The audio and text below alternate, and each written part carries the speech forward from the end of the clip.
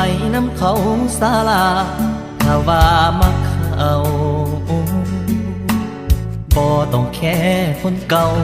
คนนี้เลยนะคันว่าเจ้าหักเขาอายก็สิยอ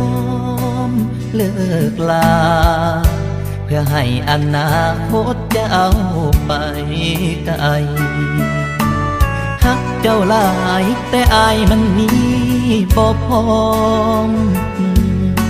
ก็เลยต้องจำใจยอมถึงสิต้องใจ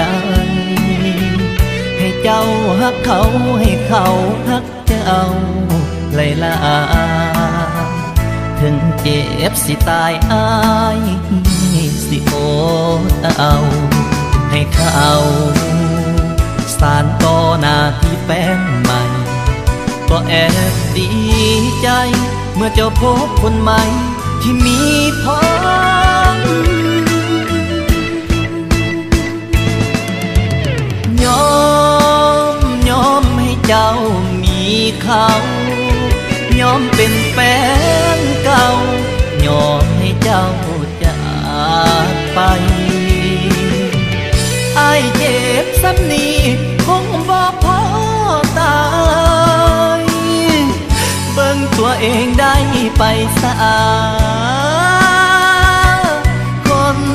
ดี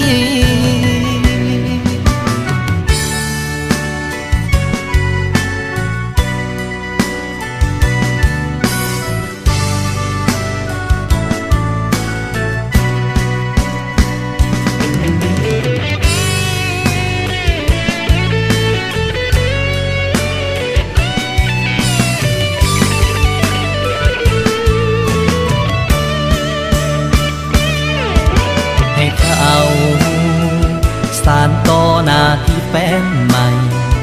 ก็แอบดีใจเมื่อเจ้าพบคนใหม่ที่มีพร้อมยอมให้เจ้ามีเขายอมเป็นแฟนเก่ายอมให้เจ้าจากไปไอ้เจ็บซ้ำนี้คงบ่พอตายเบิ่งตัวเองได้ไปสะอาดคนดีจงมีความสุขกับเขาหลายๆเด้อเจ้าให้สมกับมาเลือกเขาทิมอ้า